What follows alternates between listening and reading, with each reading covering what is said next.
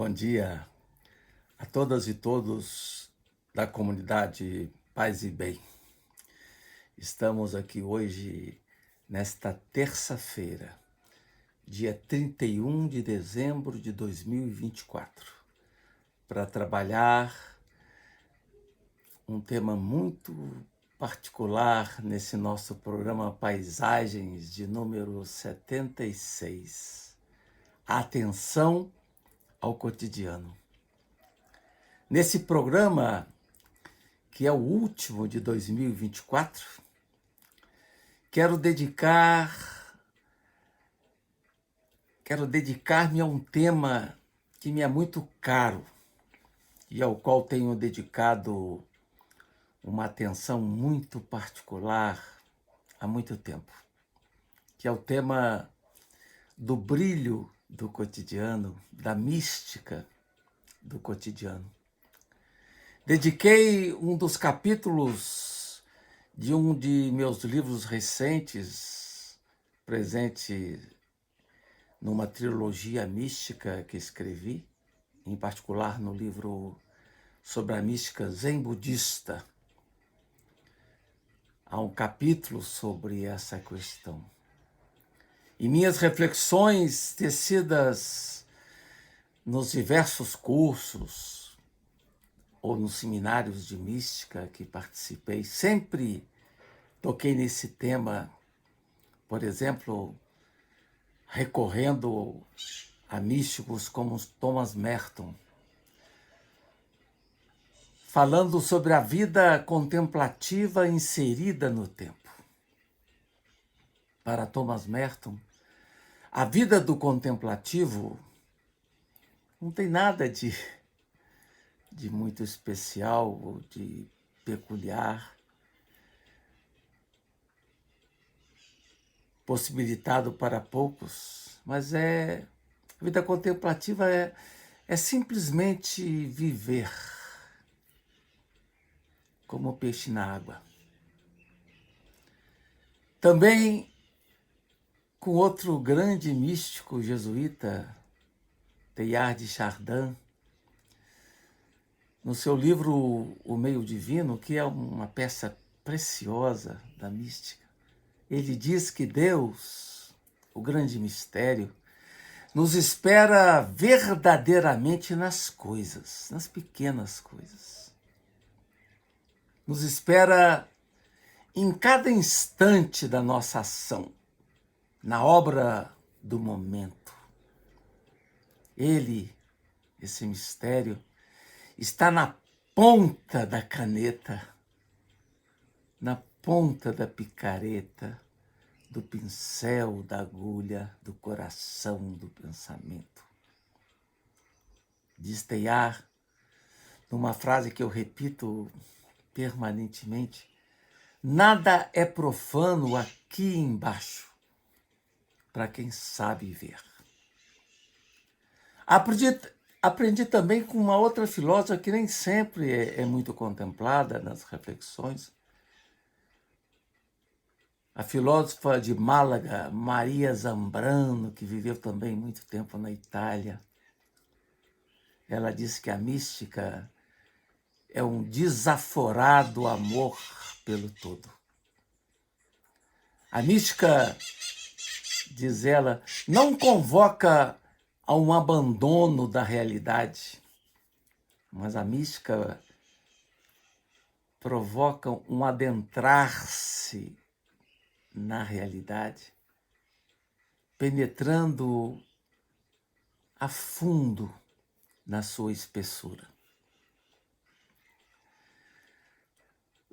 Zambrano, comentando João da Cruz, assinala que não é o nada nem o vazio que nos aguarda na sedenta busca em nosso cotidiano, mas o que nos aguarda é a real presença de todas as coisas, em sua densa fragrância e poesia. As montanhas, os vales solitários, as ilhas estranhas, os rios sonorosos, o sibilo dos ares amorosos e a noite sossegada. Igualmente, o grande poeta Rimbaud diz que os poetas, eles se alimentam de pedras, de terra, de ar, de rochas, de carvão e de ferro. Poetas sempre estão em busca de rumores novos, de rastros, partindo com infinito amor dentro do peito. Ou então Rilke, Rainer Maria Rilke, cujas elegias de Duino me causam sempre uma admiração profunda. Rilke também nos convoca a ver com todos os olhos o aberto e desvendar o que há de mais íntimo nas coisas, apesar de todas as dificuldades do entendimento, de captar a armadilha secreta da terra silenciosa que pressiona os amantes para em seu sentimento se recolher e transfigurar cada coisa. E poder gritar a todos os rincões, né? Com todo o pulmão, Hier sein ist herrlich.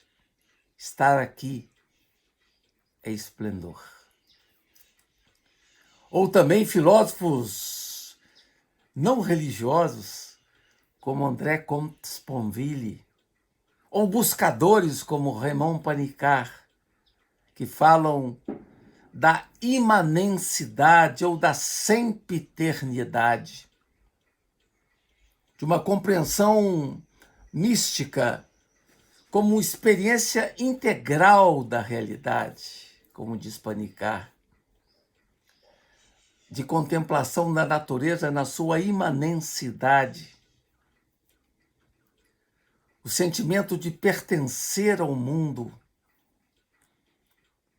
ou como diz Caetano Veloso, de fazer um acordo com o mundo, de acolhida da deslumbrante presença de tudo, da alegria de habitar o universo. Essa percepção me veio aprofundada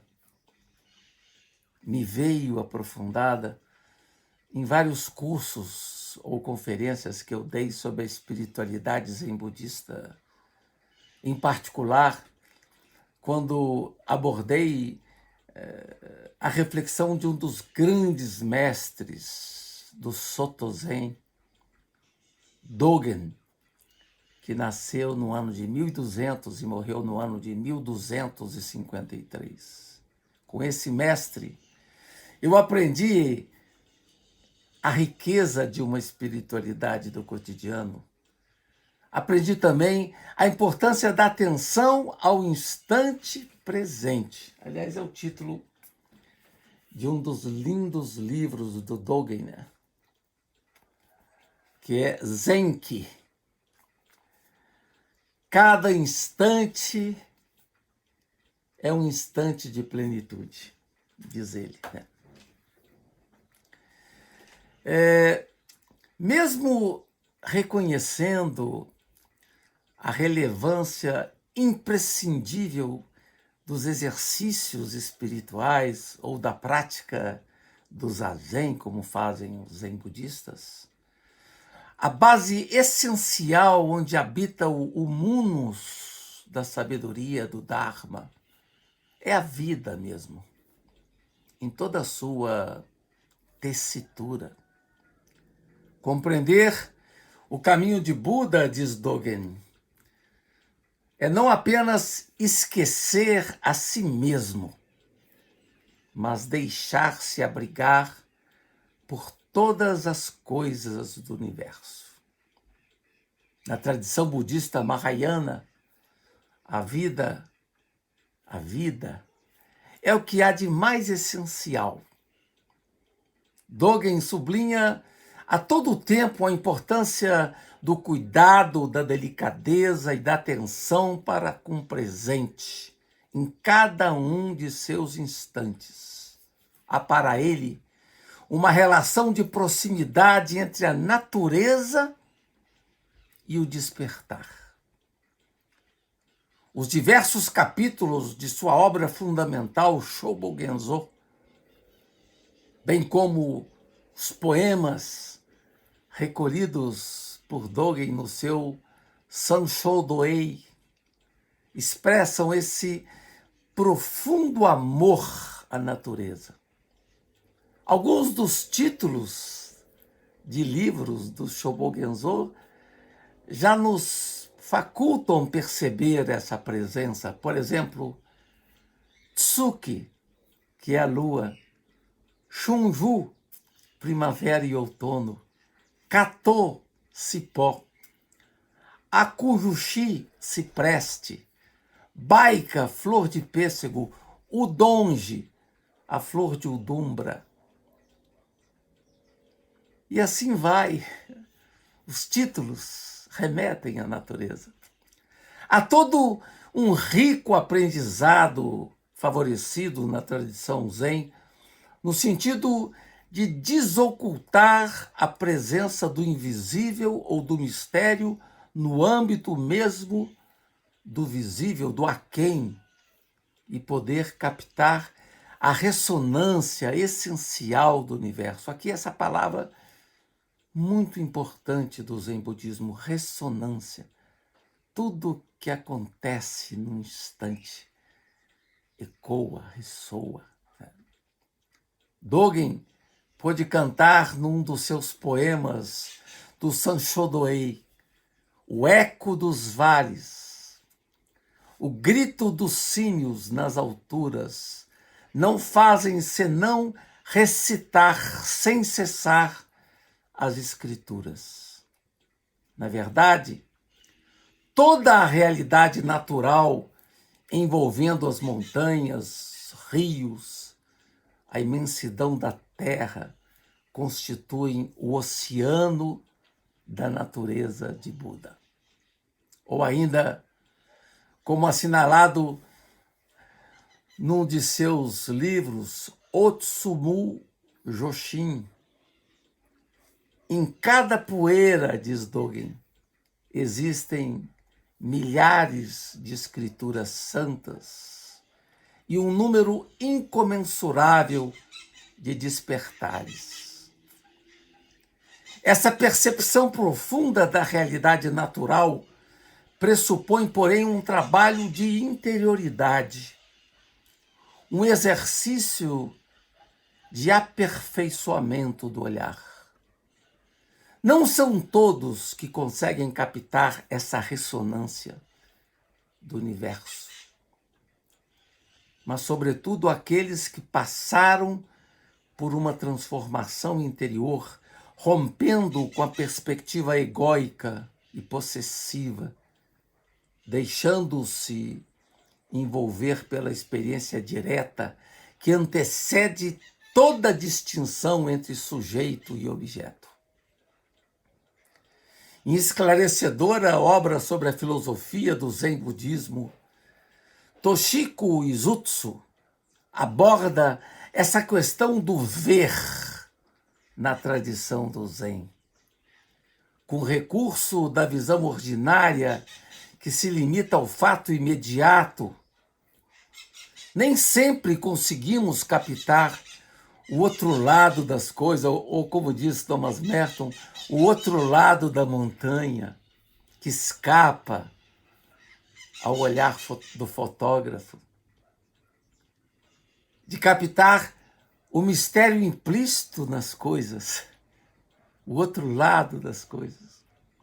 É quando o olhar se perde nas coisas sem, porém, reconhecê-las.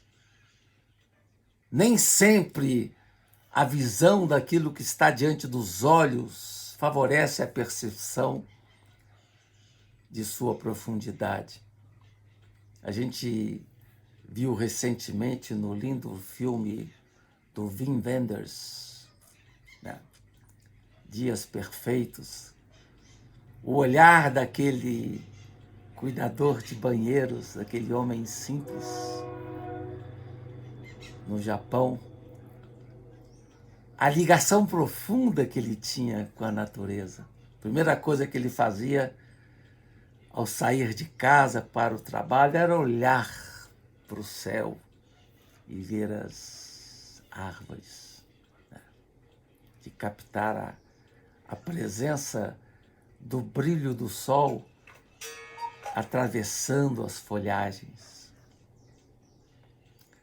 Num lindo texto de Suzuki, outro grande mestre Zen que difundiu o Zen budismo no Ocidente, um dos primeiros, né?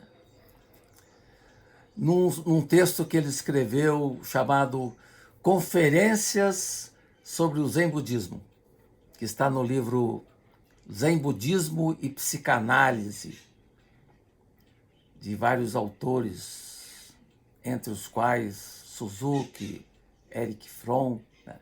Um livro de 1970. Há uma passagem maravilhosa onde ele narra um breve haikai de Basho. Basho, que foi esse grande poeta japonês do século XVII, nasceu em 1644 e morreu em 1694. O haikai dizia: quando olho atentamente, vejo florir a Nazuna ao pé da sebe. O poeta, movido pela atenção, percebe alguma coisa quase desprezada junto à sebe, alguma coisa raras vezes notadas pelos que passam pelo caminho,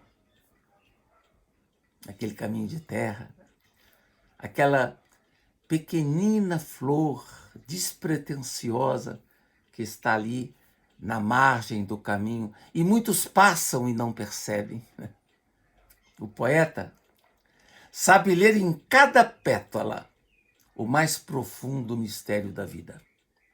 Como sublinha Suzuki, quando temos o espírito franqueado ao poético, ou ao místico, ou ao religioso, sentimos como sentiu Basho, que até numa haste de relva silvestre, há qualquer coisa que transcende totalmente os sentimentos.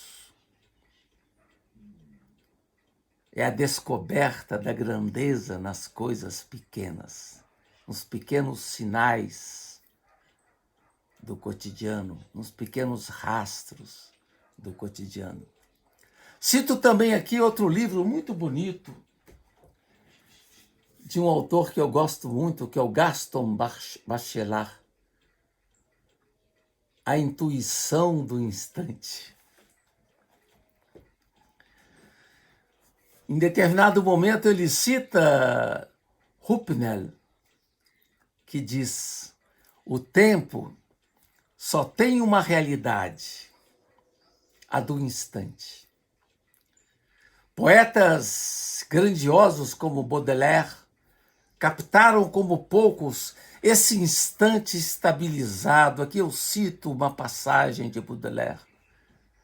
No fundo de seus olhos adoráveis, vejo sempre a hora distintamente, sempre a mesma, uma hora vasta, solene, grande como o espaço, sem divisões de minutos nem de segundos, uma hora imóvel que não é marcada pelos relógios. Na tradição Zen, aprendemos que não existe nada além do mundo fenomênico, do mundo que está aí. Não se fala ali de coisas transcendentais que se destacam do espaço e do tempo. O que há, dizem os mestres do Zen, o que há é esse mundo sensível e concreto na sua espessura vital. O Nirvana está imerso no samsara. O pensamento de Dogen reflete essa dedicada atenção ao fluxo da existência cotidiana, sem que ocorra um acento numa transcendência específica. Há algo de singularmente profano e absolutamente cotidiano no Zen, apresentado por Dogen. Relata-se que o grande mestre Bodhidharma, ao ser indagado pelo imperador Wu sobre o traço de santidade presente no ensinamento do budismo, ele respondeu com tranquilidade: o que há é uma imensa vacuidade e nada o que fazer com a santidade. Em um ilustrativo capítulo do Shobogenzo, dedicado ao tema da vida cotidiana, Kajō, Dogen assinala que os grandes mestres e patriarcas do Zen simplesmente comem arroz e bebem chá. Não há nada de muito nobre na vida desses grandes homens, senão a imersão nas coisas mais simples do cotidiano. O chá ordinário, as refeições frugais, constituem o pensamento daqueles que despertaram e as palavras dos patriarcas.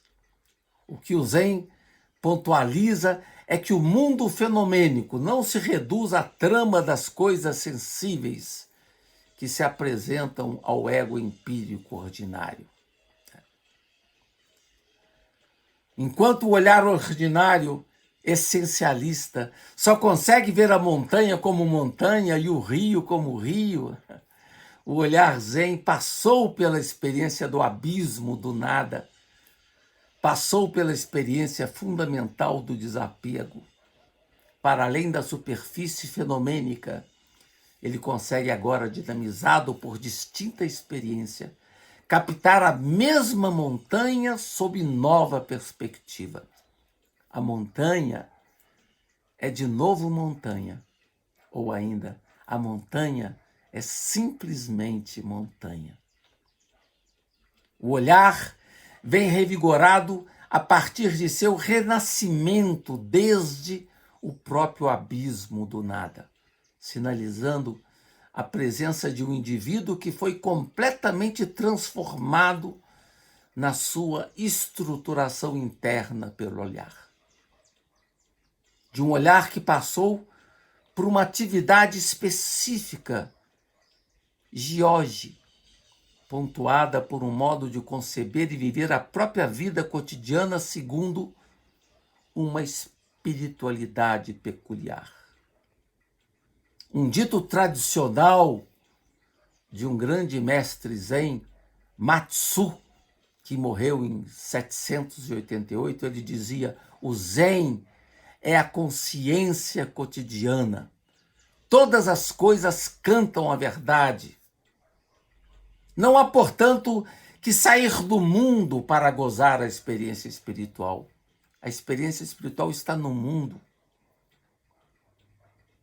Se alguém quer de fato penetrar na verdade do Zen, diz Suzuki, deve fazê-lo quando está de pé, ou andando, dormindo ou sentado, na palavra ou no silêncio, em meio aos afazeres do trabalho cotidiano. O que marca é a pontualidade do olhar. Acolher o cotidiano na sua elementar maravilha é dos mais importantes desafios apresentados para nós. A percepção da novidade das coisas em cada singular momento ou instante. Um olhar capaz de captar o essencial da gratuidade. Mushotoku, a gratuidade das coisas. Outro mestre Zen, Kodo Sawaki, que morreu em 1965, dizia: os homens acumulam conhecimentos, mas eu penso que o fim último seja poder sentir o som dos vales e olhar as cores das montanhas. Portanto, a autêntica meditação não se dá no distanciamento do instante, mas no adentramento da sua espessura. O instante é o tempo em que nascemos e amamos, onde operamos e morremos. Não há um outro momento. O importante é colocar os cogumelos para secar ao sol. O acontecimento por excelência, diz Dogen, é a vida. A vida que se vive em cada um de seus instantes e por meio da qual todos podem celebrar a alegria de estar aqui ou de estar aí. A vida de todos os dias torna-se lugar de uma inusitada liturgia. Cada coisa canta a verdade sem nada acrescentar. Portanto, o despertar espiritual não é nada mais que a tomada viva de consciência desse instante presente, nas suas misteriosas malhas de enigma, de surpresa, de espanto e de gratuidade. E o organismo privilegiado para acolher essa pulsação da vida que se acomoda em cada instante é o coração. Kokoro. Então, essa beleza de poder perceber, de captar o ressoar de si mesmo com a multidão dos seres do universo, numa linda inter-relação, onde não há sujeito privilegiado, onde fazemos parte viva, em igual igualdade com todos os seres do universo. É o coração liberto que coloca o ser humano em disponibilização para ouvir com alegria o canto das coisas, o sentimento e a emoção das flores. Com isso, então, gente querida,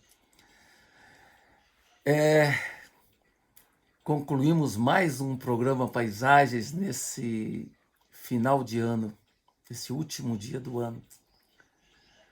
E que todos possam ter um 2025 com um colorido diferente do que foi 2024, com tanta guerra, destruição, insensibilidade, e que possamos estar atentos cada vez mais a esse mistério do outro mundo que brilha no sempre já aí, né?